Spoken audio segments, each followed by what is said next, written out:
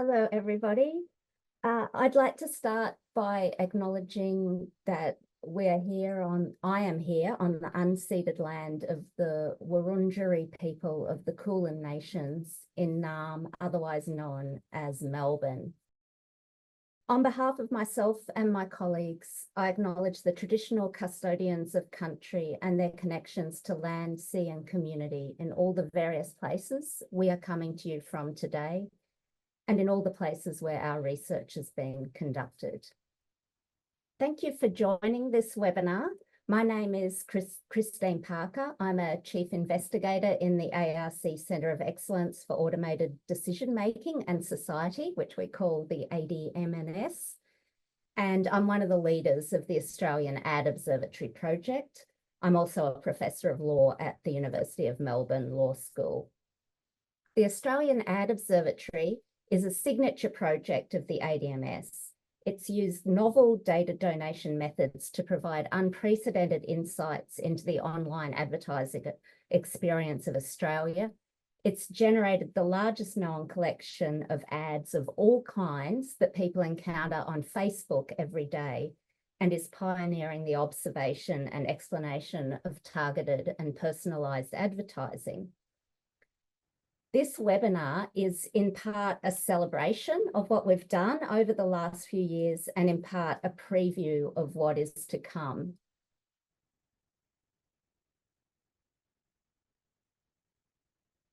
Our team will be giving you a highlights tour of our findings up to now. We'll be starting with an introduction to the Ad Observatory, including its methods and meta findings. We'll then move on to a pretty fast-paced set of snapshots from the work enabled by the Ad Observatory across a number of important policy areas: alcohol, food, greenwashing, gambling, scam, and financial advertising. Finally, and perhaps most significant, we'll be giving a rundown of our plans for the next phase of the Ad Observatory and asking for comment and feedback. Many of you are here today because we've specifically invited you because we value your engagement and feedback as we design the next phase of this work. And we're very grateful for all of you for giving up your time to be here to hear about what we've done and what we're planning. And we've left plenty of time at the end for discussion so that we can hear from you and engage with you. So for the first part, you're going to hear from other members of the Ad Observatory leadership team to set out the context of the Ad Observatory, the methods, and some of the meta findings. So I'm going to hand over to Jean, Mark, Dan, and then Nick. And I won't be doing separate introductions, so I'll just hand over to them. Thanks, Jean. Thanks, Christine, and welcome, everyone. It's wonderful to have you all with us. I'm just going to very quickly situate the project in the broader context of the ADM+S Centre and what we're trying to achieve, as well as the broader problem of how we actually understand the relationship between platforms and society. If we can go to the next slide, I don't think I have control. Thank you very much. So this project originated as part of a larger suite of projects within the ADM+S Centre, where we were trying to develop innovative new tools and methods to enable the public oversight of the way platforms operate in society. Now, we know there are increasing and insistent pressures on platforms for what's called transparency, but the problem of observability we see in a slightly different way. We understand that in order to understand how, we believe that in order to understand how something like an advertising system on Facebook impacts on Australian society, it's not enough to ask Facebook for the data that they may or may not have, because the problem of observability sits at the interface between a platform, the advertisers, the content on the platform, the users of the platform, and their everyday experiences. And so that's why these kinds of projects are required.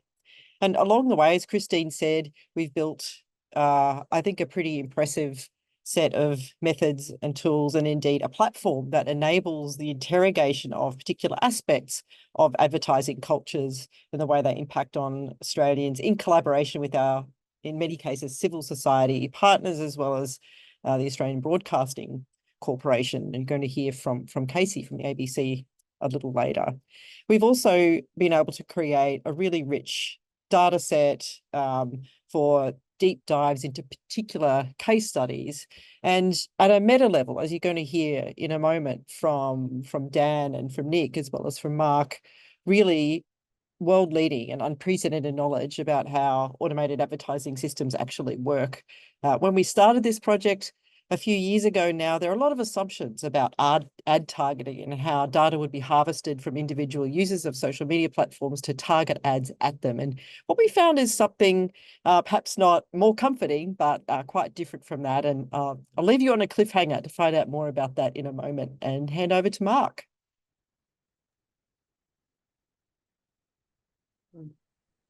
Thanks so much, Jean. And thank you so much to everybody who has shown up for this. It's wonderful to see the audience, and I really look forward to hearing feedback and thoughts, both in response to the work that we've done and in response to possible future directions for this project. I'm Mark Andreevich. I'm a professor in the School of Media, Film and Journalism at Monash University, and also a chief investigator with the ADM+S Center and one of the leads of the Ad Observatory project. I would like to start out, I see we've got Sam from ACAN here. I would like to start out also by acknowledging that a pilot version of this, a kind of precursor version of the Ad Observatory, did receive support from ACAN in very early days before the center started up. And it's been wonderful to see the way in which the center has taken up and advanced this project and the goals of accountability that are associated with it.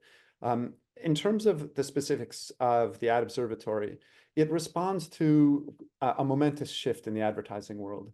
Estimates put the fraction of ad dollars is about 7 to 8 out of every 10 ad dollars go to online advertising these days. And this isn't just a question of economics, although we hear a lot about this. It's also a question of culture. Advertising has a huge cultural role to play in consumer societies, and a structural shift of that magnitude has widespread cultural and societal implications. So the shift to what might be described as an online surveillance and targeting-based advertising model encompasses a major part of our media culture, not just in how it supports it, but how it shapes how we experience information and messages that come from marketers. In addition to whatever benefits advertising might have for the economy, we know from history that it also has been associated with a range of social harms, from false and misleading advertising to discrimination to predatory marketing. However, when ads go online, they also go dark in the sense that they become unavailable for general public scrutiny. Only people who are targeted see the ads, and the people who do see the ads don't know who else might be seeing or not seeing those same ads. The volume and ephemerality of ads provides huge challenges for accountability, and accountability, as we know, is necessary in order to ensure that advertisers are operating according to commitments and legal regulations. The Ad Observatory started out with a system developed by the investigative reporters at ProPublica, or it was based on a model that ProPublica came up with to provide accountability and visibility for political advertising. But what we've done at the center is to expand the reach and the remit of ad accountability, not just to political ads, but to all forms of advertising, because we know that ads for a range of harmful products have social implications, as well as patterns of targeting, for example, for employment ads or housing ads and so on. So our goal is to provide information that would allow visibility into how targeting operates. As Jean mentioned, what we did to the ProPublica tool then was to expand it to all forms of advertising that we could capture, as well as to collect demographic information that would allow us to have some visibility into how the actual targeting takes place. The Ad Observatory is meant to demonstrate models for accountability, but probably more importantly, to draw attention to the need for accountability and the regulatory changes also that will be needed to require platform participation. We collected a huge data set, but it's actually a tiny, tiny fraction of the ads that are actually served on any daily basis. And that's one of the ongoing challenges that we seek to address. And with that, I will turn things over to Dan. Thanks so much. Is Dan right, if I got that? Yeah. Yeah, it's me here. Yeah, thank you so much, Mark. So yeah, Dan Angus here. I'm at QUT, professor also here, and director of our Digital Media Research Centre. And Nick and I are going to take you through some of the kind of high-level methods and meta findings around the Ad Observatory. So as Mark was saying, a lot of this is predicated on previous work that is being conducted by some of our collaborators within ProPublica, New York University, as well as the pilot work that Mark mentioned there.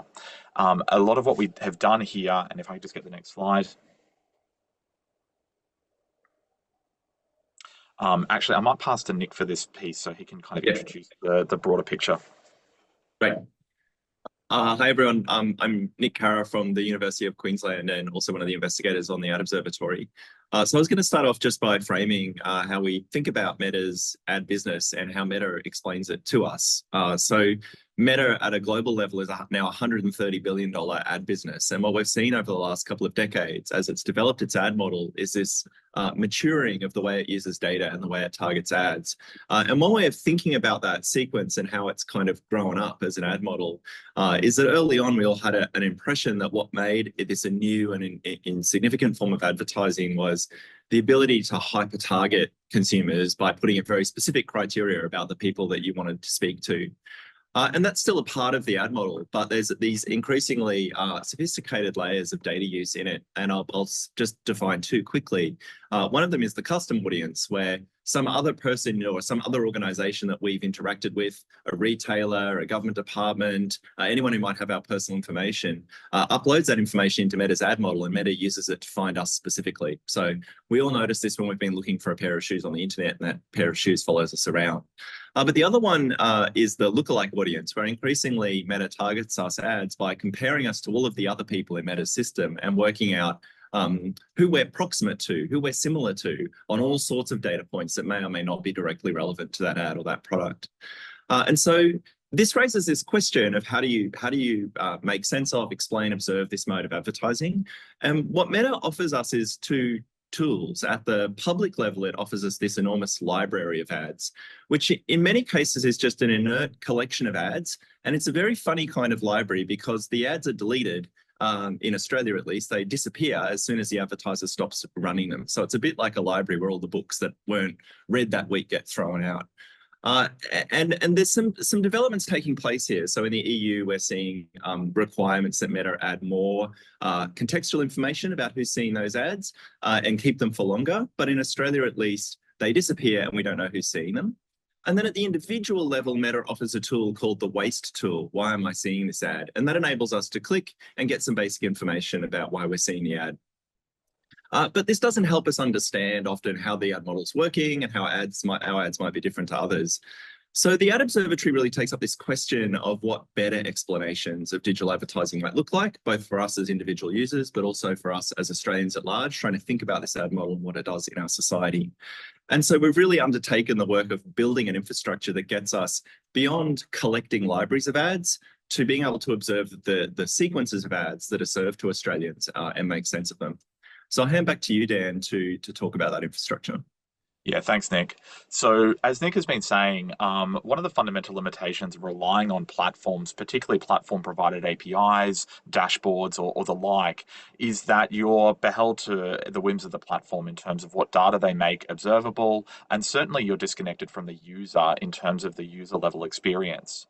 So what we did was extend that model that Mark was talking about, which is a web browser plugin, and a lot of the work of Abdul, who'll talk at the end as well about where we're taking this next beyond browsers into the mobile phone environment as well.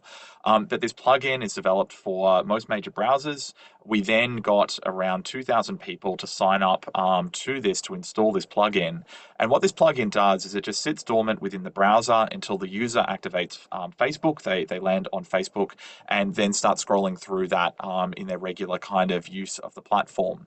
Anytime an advertisement is detected within the web page itself, that ad is extracted. And then what we do is in that instant, look to locate that ad within Meta's Facebook ad library itself.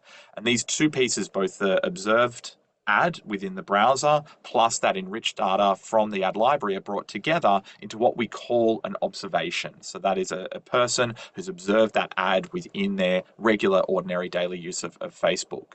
That then is packaged and sent to our database, our secure database, along with that metadata that we've asked the participant to provide when they've signed on at the start. So that's that de-identified demographic data, things like age, postcode and location in Australia, as well as some other information.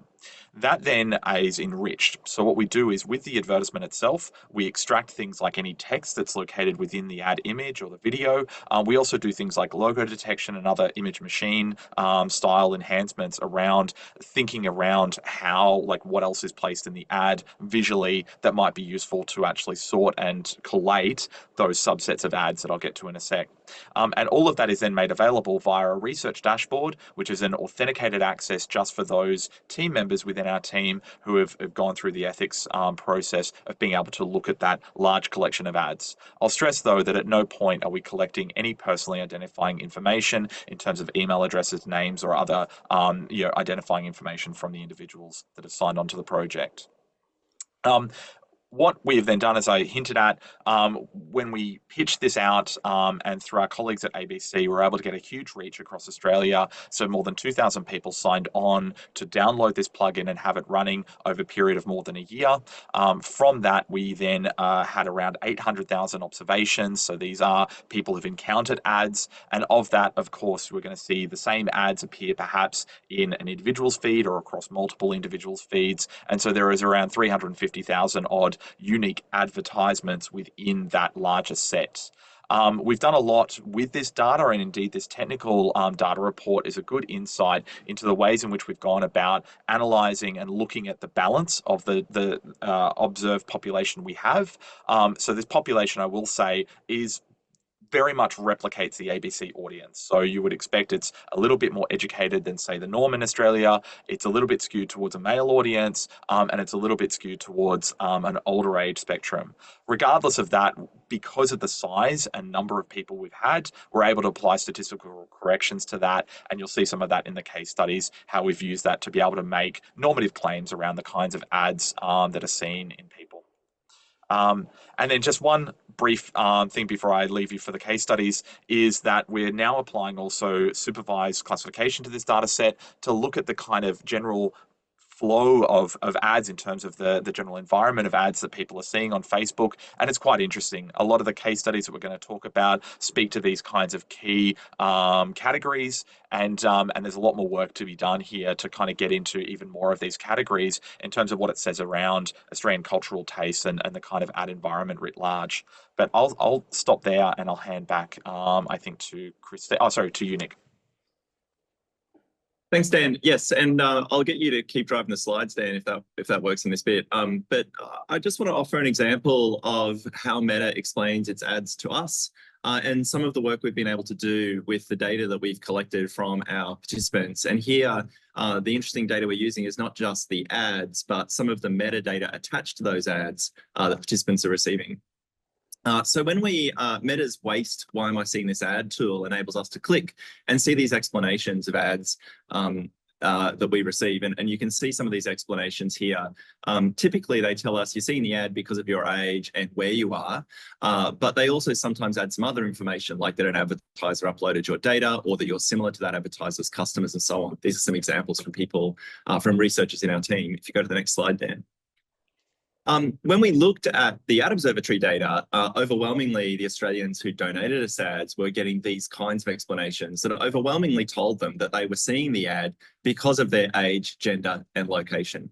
And this is a kind of interesting observation because, Meta's telling us that there are these only 3 factors that are determining why we see the ad, but we know that a whole range of other information is being collected in the background.